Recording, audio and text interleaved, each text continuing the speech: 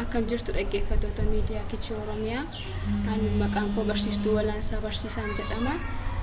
Qophii miidiyaa YouTube kanarratti mata duree of ta'uun seera uumaati jedhu yeroo darbe ilaallee turre. Ammas mata duree kanarratti qindeessituu YouTube kanaa kan taate mata duree kanarratti ishee affeeruun barbaada. Kanaafuu of ta'uun seera uumaati kan jedhu irratti waa tokko nuun jetti gara isheetti isin dabarsa. Tole barsiistuu galatoomaa isin jechuun barbaada. Of ta'uun seera uumaati kan jedhu jechoota mataa kootiitiin gaafan ibsu. Of ta'uu jechuun maal jechuudha? Seera uumaa jechuun kan jedhu irratti haasofnaa jechuudha. Bakka lamatti qoodeen dubbachuu barbaada. Gara ibsa gabaabaa kanaatti bituun darbiniin dura faaruu mata duree kana ilaalchisee an qopheessetu jira waan ta'eef faaruu sana harkaa fuutanii jettu isinis. Of ta'uun seera uumaati Oromoo ta'uun koo filadheetii miti naan jaaladha Oromummaa koo naan guddisaa afaanii faadaa koo of ta'uun seera uumaati Oromoo ta'uun koo filadheetii miti naan jaaladha Oromummaa koo naan guddisaa afaanii faadaa koo hagaalatu uumaan Oromoo ta'uu koof oomaan hin jijjiiru aaneenyummaa koo of ta'uun seera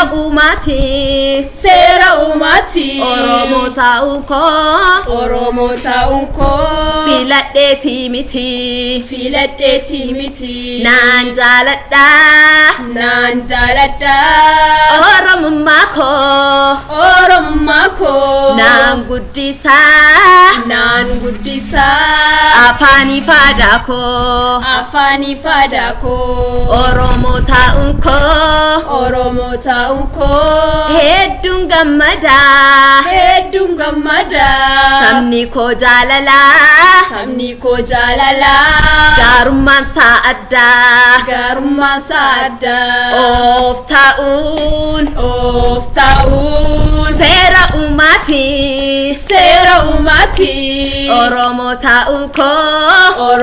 ta'uu koo filadheetii miti naan jaaladha Oromummaa koo naan guddisaa afaanii faadaa koo baay'ee galatoomaa daa'imman YouTube keenya hordoftanis faaruu kana duukaa shaakaltanii caalaatti eenyummaa keessan akka jaallattan Oromummaa keessan akka kabajjanii fi jaallattan abdii guddaan qaba. Amma gara mata duree keenyaatti yeroon achi deebi'u of ta'uu jechuun maal jechuudha? Of ta'uu jechuun namni tokko jalqabuma gaafa dhalatu haadha tokkoo fi abbaa tokko irraati kan inni dhalatu. Haatiif abbaan sun immoo hawaasa keessaa dhalate qaba. Afaan dubbatu kan mataa isaatii qaba, eenyummaa mataa isaatii qaba. Dugduuba yookaan immoo afaan warra Ingiliffaatiin background isa jennu san jechuudha. Sanas illee ni qaba. Namoonni hundumtuu kana qabu jechuudha. Hawaasni nuti mana amantaatti, ollaa keenyatti, manneetii barnootaa keessatti, bakka hojiitti wajjiniin jiraannu innis akkuma kana eenyummaa mataasaa, afaan mataasaa, aadaa mataasaa fi dugduuba mataasaa hin qabaa jechuudha. Namoonni tokko kan nuti arginu of ta'uu dhiisanii gaafa ollaa isaanii fakkaachuuf hawaasa keessa jiraatan sana fakkaachuudhaaf nama mana barumsaatti wajjin oolan bakka hojiitti wajjin jiraatan hiriyaa isaanii fakkaachuuf rakkatanii fi afaan isaanii jijjiiran eenyummaa isaanii jijjiiran hin arginaa jechuudha. Of ta'uu jechuun garuu wantoota kana keessaati bilisa taane haadhaaf abbaa irraa dhalanne hawaasa keessa nu guddise irraati eenyummaadhaalle maalummaa keenya fudhannee guddisuu aadaa keenya afaan keenya eenyummaa keenya guddisuudhaaf yaalii gochuu jechuudha. Eenyummaa gaafa jennu wantoota hedduudha kan inni of keessatti qabatu. Aadaan qabataa, afaan qabataa, afaan keenya yeroo guddisnu, aadaa keenya yeroo guddisnu, eenyummaa keenya yeroo boonnu of taaneerraa jedhama. Seera uumaati gaafa jennu immoo Waaqayyo jalqabaa nama fi uumamoota hundumaa gaafa uumu miidhagaa ta'uusaa bareedaa ta'uusaa argeeraa jechuudha. Inni dheeraanis gabaabaanis diimaanis gurraachis uumamni hundumtu namni hundumtu fuula Waaqayyo duratti bareedaadha gaariidha. Maaliif uumaan wanta gaarii ta'e wanta bareedaa ta'e uumeera waan ta'eedhaaf jechuudha. Of ta'uun seera uumaati gaafa jennu gaa of taanee ofii keenya jaallanne eenyummaa keenya fudhanne eenyummaa keenya jaallanne afaan keenya jaallanne afaan keenya fudhanne kan keenya wanta ta'e hawaasni nu guddise maatiin keenya jireenya ni jiraatu eenyummaa inni qabu aadaa inni itti fayyadamu afaan inni itti fayyadamu sana hundumaa yoo kan fayyadamnu ta'e kan jaallannu guddisuuf yaalii kan goonu ta'e of taaneerraa jechuudha.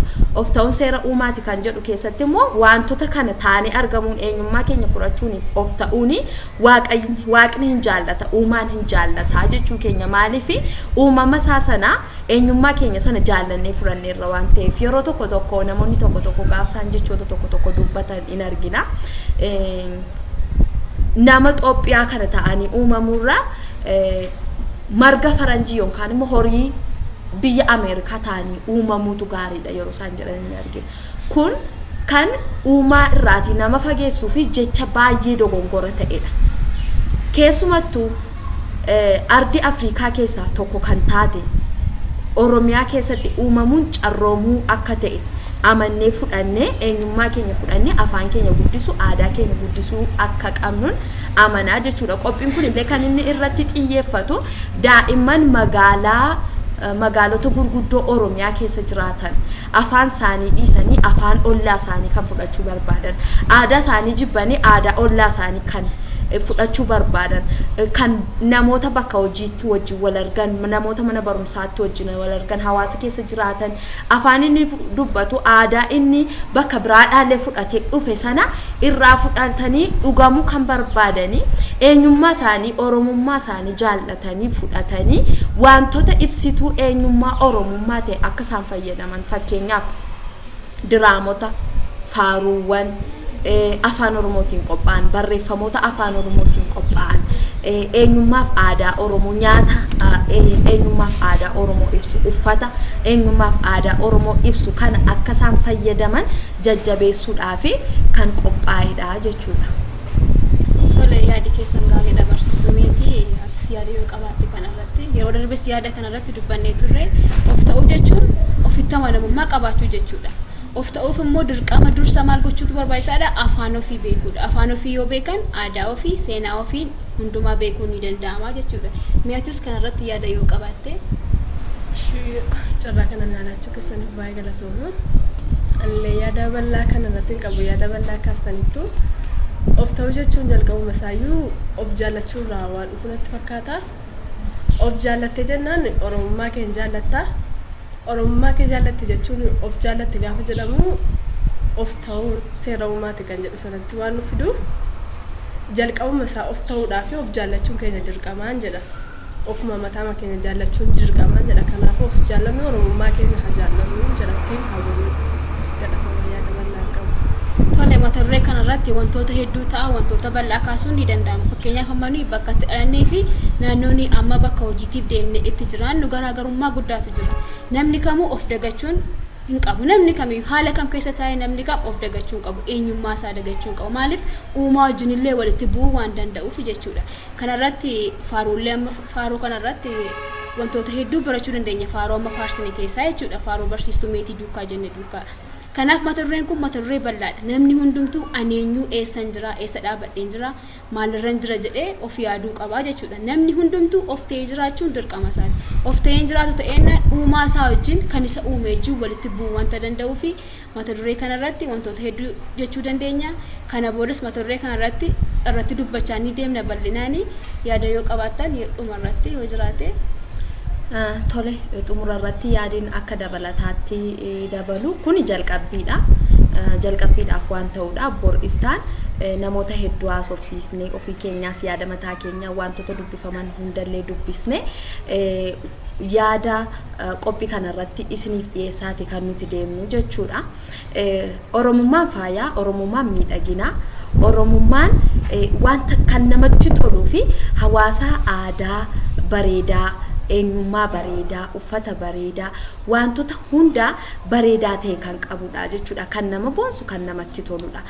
Namoonni tokko kan hubachuu dadhabanii, arguu dadhabaniiti kan isaan ollaa isaanii fakkaachuudhaaf yookaan immoo hiriyyaa isaanii kan isaanii wajjin oolu fakkaachuuf rakkatanii jechuudha. Kana keessatti jalqaba dura maal ta'utu nurra jiraata? Afaan keenya beekuu danda'utu nurra jiraata. Afaan beekuu gaafa jennu immoo afaanni Oromoo seerluga mataa isaa, seera mataa isaatiin qaba jechuudha. Afaanni tokko afaan kamiitiyyuu gadi miti jedha saayinsii afaanii yoo ilaalle jechuudha. Afaanni tokko afaan kamii gadi miti, olis miti jedha. Afaanni immoo hin dhalataa, hin guddataa, hin du'asii jedha. Afaan keenya kana guddisnee hawaasni keenya hawaasa bal'aadha. Afaan Oromoo kan fayyadamu hawaasa hedduu bal'aadha. Sadarkaa addunyaatti illee sadarkaa guddaa qabatee kan jirudha. Garuu afaan keenya caalaa dhumatti afaan teekinooloojii, afaan saayinsii adda addaa taasisnee hawaasa mul'atu, hawaasa dhaga'amu taasisuu, guddisuu tunurra jiraata jechuudha. Kun immoo kan inni irraa eegalu daa'imummaa keenyarraa yookaan immoo daa'imman keenya, eenyummaa keenya, afaan keenya, aadaa keenya hundumaa yoo laannee fi sirriitti fudhatanii guddatan sirna gadaa akka addunyaatti fakkeenya ta'ee madda seera diimokiraasii addunyaa ta'ee jiru kanallee akka isaan kunuunfatan aadaa babbareedaa leecalloo babbareedaa Oromiyaan qabdu akka isaan kunuunfatan guddifatan addunyaatti mul'isan kan nuti ittiin gochuu dandeenyu afaan keenya yoo guddisneedha. Maaliif wanti hundumtuu kan inni ifuu danda'u afaaniin waan ta'eef jechuudha. Afaan keenya guddisuun immoo seerluga keenya eegnee kan dubbannu yoo ta'edha jechuudha. Kanaatiif wantoota kanaaf kana fakkaatan irratti guyyaa guyyaatti yeroo yerootti nama adda addaas affeerree kan irratti mari'annu kan dubbannu waan ta'edhaa fi sirriitti xiinxallee eessan jira aneenyudha. Eessan jira aadaa koo afaan koo akkamittiin ilaala eenyummaa koo akkamittiin ilaala wanta jedhu dhaabbanni of ilaaluutu nurra jiraata. Maatiin illee daa'ima koo akkamittiin guddisaa jira irra caalaa maaliin itti dubbadha? Afaan Oromoon itti dubbadha moo afaan kan biraan itti dubbadha? Afaan kan biraa hedduu baruu dandeenya, baruun gaariidha si nuti sin beekna waan ta'eef jechuudha. Garuu kan nuti fayyadamnu persentii olaanaa afaan keenya ta'uutu irra jiraata. Afaan Oromaatiin, afaan ollaatiin dhugamuurra afaan keenya dhoksinee dhugamsiisuurra afaan keenya maaliif akka inni dhugu hin goonu, maaliif akka inni uwwisa guddaa argatee afaan sana dhoksu. Keessumaa magaalota Oromiyaa keessatti magaalonni kun magaalota Oromiyaa keessatti argamanidha. Maaliif akka inni dhugamu taasisnu nuti wanta jedhurraa kaaneeti yaada kana kan finne waan ta'edhaa fi faaruu keenyallee fayyadamaa yuutuubii keenyallee sirriitti hordofaa yaada keessanillee nuuf laadhaa jedhaa galatoomaa. Tole anis ergaa baay'een qabu kanarratti waan isin kaaste keessaa afaan keenya gaafa jennu of ta'uu gaafa jennu afaan saba biroo jibbuu miti. Dursa garuu ofii keenya of ta'uu qabna, of beekuu qabna. Waa'ee nama biraallee kan barru yoo afaan keenya sana beeknedha. Kanaaf afaan keenya gaafa jennu of ta'uu gaafa jennu saba biraa jibbuu miti, aadaa saba biraa jibbuu miti. Dursa garuu kan dursu eenyudha? Ofummaa keenya, ofitti amanamummaa qabaachuu jechuudha. Kanaaf yaada biraan qabu yeroo biraallee hayyoota biraas irratti mariisuu ni dandeenya. Waan nu dhaggeeffataniif guddaa galatoomaa.